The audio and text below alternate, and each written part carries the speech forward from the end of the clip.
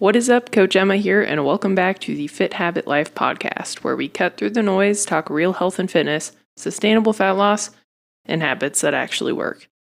And on today's podcast, I will be talking about why former athletes tend to gravitate towards extremes and why that keeps you stuck when it comes to body composition goals. And I do the same thing. So this is coming from a place of personal experience, not from a place of judgment. So anyway, but before I dig in, I just wanted to thank everybody who's been listening to the podcast consistently. If you're listening right now, thank you so much. If you've been enjoying the show, if you could rate the show, share it, subscribe, that just helps me get in front of more people, which helps me help more people. So thanks. But anyway, time to dig into today's topic. But before we do that, I just wanted to say I'm super jazzed today because this is like the first real snow that we've kind of had. I mean, we've had a couple days, but we're getting snow. So excited to go up to the mountain, hopefully within the next week. Hopefully we keep getting snow because the base is really low. It's like 70 inches or something, which is not good. So anyway, I'm jazzed today. But that's completely off topic, but I'm just excited and I figured I'd share. And if you're a Utah local, hopefully you can get up on the slopes soon. And if you're not, you should come visit. And if you do, hit me up. We can go snowboarding together or whatever. But yeah, I was really excited about that because, you know, when it's winter and you live in a place where it's supposed to snow and it's either really cold and windy or it's raining, or there's just no snow, it's like, what's the point? It's too cold outside to do anything. And it's not cold enough to like do fun snow things. So anyway, grateful today. But anyway, back to the main topic. So I wanted to talk about why like former athletes tend to gravitate towards extremes because I've been working with a lot of former athletes recently. Division I athletes, actually, which is kind of cool because I am one as well. And so I think my message tends to resonate with a lot of them because they're like, wow, I feel like I've gone through the same thing she has, or she understands me because she's the same way. And so in general, to be an elite athlete, you have to be very driven, hardworking. You put your head down and grind and just work hard all the time, especially if you don't have the skill. Like, so personally, I was not the best water polo player. I was actually the slowest swimmer on the team for a really long time. And because of that, I had like a chip on my shoulder and I wanted to be the best. So I was working out, and for performance, working out more frequently. So like doing double days, sometimes triple days, that actually leads to better performance because you're practicing the training as long as you're fueling properly. And so I was working way harder than I needed to, but very hard to get to where I was. And I ended up being one of the fastest people on the team. And this is like a very athlete mentality. So basically, we think more is better. And so if a little is good, doing more is better because when it comes to skills, skill development, sports, athletics, the harder you work, the better you become. And the more playing time you get, just the sports benefits are great. And so we tend to think that works for everything. Body composition change, work, relationships, life, whatever. Give 120, really 200% of our efforts into something. And so a lot of former athletes are very driven, type A, either business owners, entrepreneurs, executives, high level, up in companies, workaholics, kind of. And working really hard and grinding and work, that can definitely like lead to more success in that industry. Obviously, it can lead to burnout and other things. But usually working really hard in work and sports leads to better results. Usually there's arguments that can be made. But when it comes to body composition, that's not the case. And so what I used to do when I was trying to lose weight is I would work out twice a day. I would drastically cut my calories. I'd cut out entire food groups. And you know where that left me? Very stuck. That left me very stuck. I was not getting the results that I had wanted. I was working really hard, overly stressed, poor sleep, and my body composition wasn't really changing at all. So that tends to be really common, what I've noticed with a lot of former athletes. And they tend to gravitate towards very extreme things because it makes sense if you think about it. Like with sports, if you're working out 2 times a day, if you're eat, sleep, and breathing the sport that you play, like you're going to get better, you're going to be top tier. But for body composition change, it doesn't work that way. And it's really the right dose of training to build muscle, maintain muscle tissue, a sustainable calorie deficit, which is not extreme at all. It's probably 2 to 500 calories below maintenance, depending on your body, how your body responds. And just getting in daily movement. You don't need to work out twice a day. You don't need to cut out entire food groups. In fact, usually I like to what I've noticed with most of my former athletes or entrepreneurs, business executives, high up, hardworking type A sort of people, they tend to not eat breakfast and not eat a lot of carbs. And so usually we're actually increasing the carb intake, increasing the protein intake, increasing the amount of food that they're eating, and their body then starts to respond. So it's funny how that works when you're fueling your body for performance in the gym, for training, not for being an elite athlete anymore, but just to train, work hard, get stronger. When you're fueling that, your body's going to respond very well. And part of the fueling process, or the muscle building process, the recovery process, or my words are going all over the place today. Dang. Okay. Part of the process of building muscle, leaning out, is recovery. And most of us, former athletes, work really hard and we don't like to take breaks. I am the same way. I don't like to recover. I like to train every day. If I can train multiple times a day, I'm happy. So we tend to deprioritize. We just add more stressors to our cup, but we're not we're not emptying the cup. So the cup just keeps getting overflown with stressors, and I just hit the microphone. Cool. Overflowing with stressors.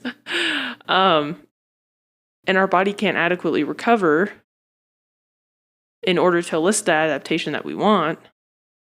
And so we're basically spinning our wheels, right? And so that was a lesson that took me a really long time to learn, was what actually is an appropriate dose of training? What actually is an appropriate amount of calories to consume in a deficit?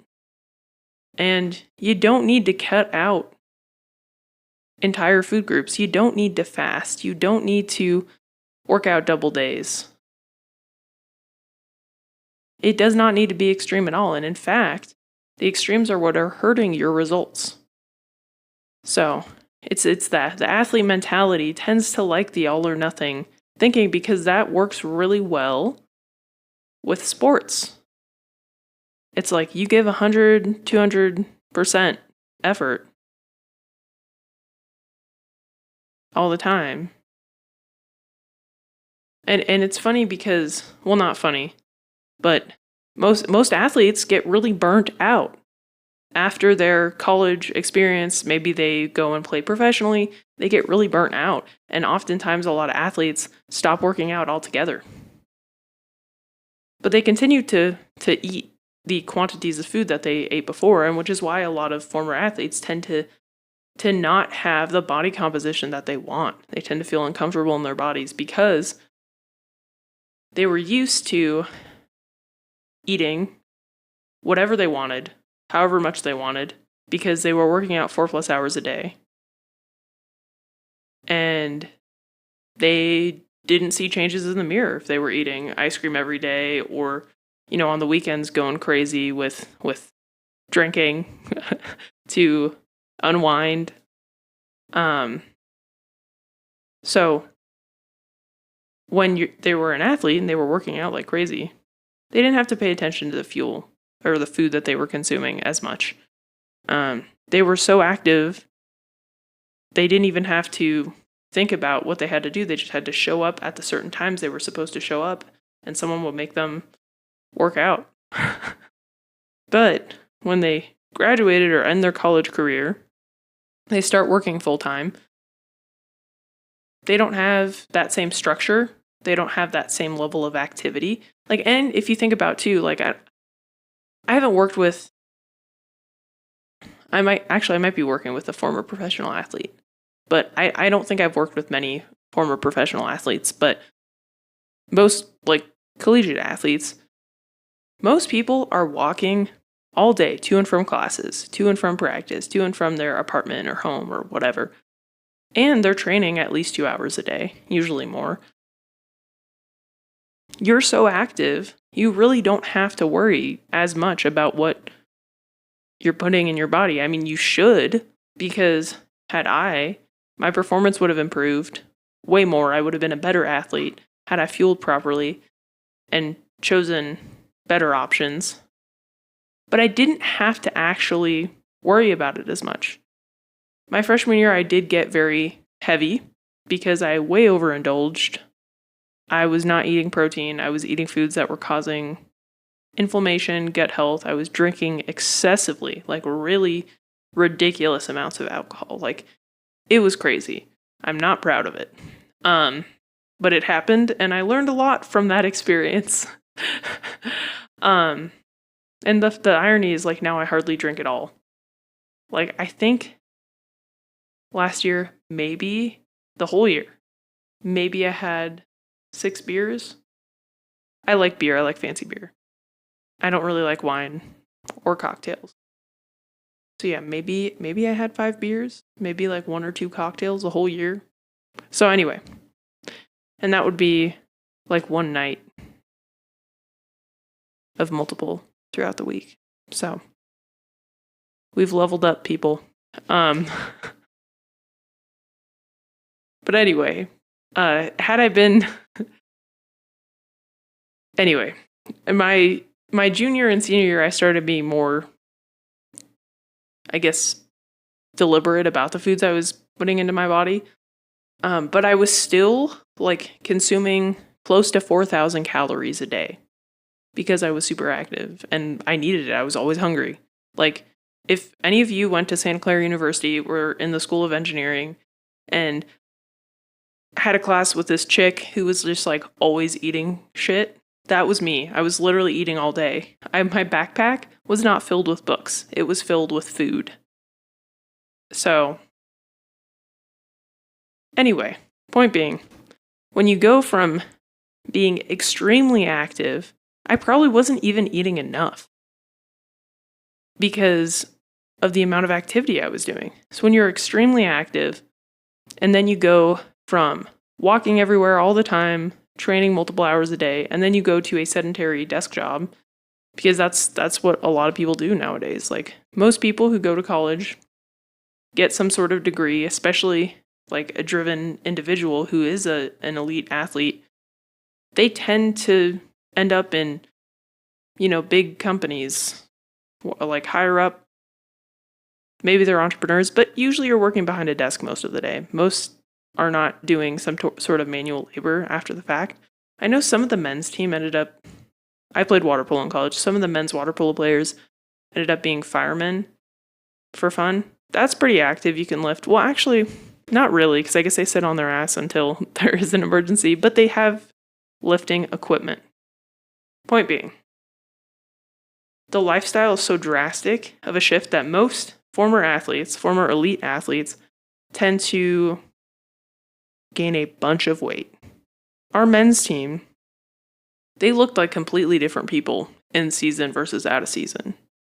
Like, they'd probably each put on 30 plus pounds. Like, it was crazy.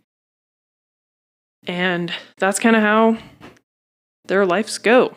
And they either, like former athletes, they either continue to train to an obscene amount, which is what I did for a long time, because that's the only way they know how to maintain their body composition, is doing elite sports like Ironmans, long cardio sessions like marathon training, and triathlons, or like CrossFit, or like very high intensity stuff, or they continue to play their sport. It's kind of harder with water polo. It's not as common. What I did is I swam, and I still trained 3 to 4 hours a day when my final season was canceled when COVID hit. And I was working out like 4 hours a day still. So that's what I did. And then I burnt out. And oftentimes that's really common. It's like, you're burnt out. You've been training. A lot of people have been playing their sport when they go play it in college, probably close to 18. Maybe that's, depends on the sport. Water polo tends to not be, I mean, now kids are starting a lot younger, but usually it's like middle school, high school. So maybe 12 years or something. But a lot of sports is like 12, 15 plus years that people are playing them. And they're like, I'm done. I've been training my whole life almost. I'm burnt out. And so they stop. I was not taught anything about nutrition in school, in athletics, at all. Obviously, I knew like eating fruits and vegetables was good. I didn't know anything about protein or how to fuel my performance or training. So yeah.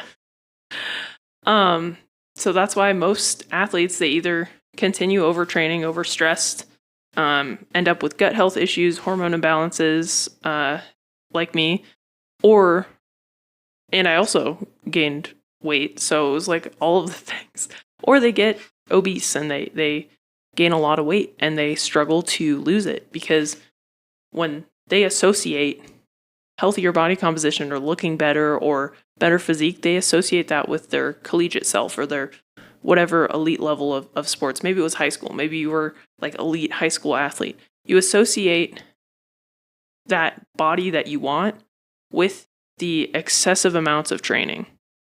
And that's just not realistic for most people.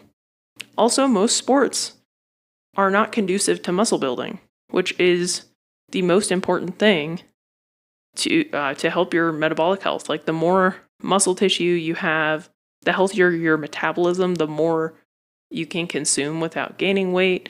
And the healthier your hormones are, better energy levels, better immune system. Just everything is better with more muscle tissue. Obviously, there's like a point of diminishing return, which is where the bodybuilders push to. But really, focusing on training properly, like strength training, you do not need to do more than like 4 sessions a week. Like, I train 4 times a week for 45 minutes to an hour. Strength training. And for a while, I was just doing that, and I was like walking, and that was it. Now I am training for my alumni game for fun and to see how well I can train myself back into water polo shape, because I haven't swam. It was like a year and a half since the last time that I swam, until a couple weeks ago. So I'm doing that now, and I'm monitoring my performance, my recovery, how I'm feeling, and I'm gonna up my carbs as my intensity increases to fuel myself properly, to recover properly, because I'm not trying to lose body fat. So I'm adding in cardio, swimming, water polo specific training. But anyway, you don't need to do that to lose body fat. All you need to do is be active, train to build muscle, be in a slight caloric surplus.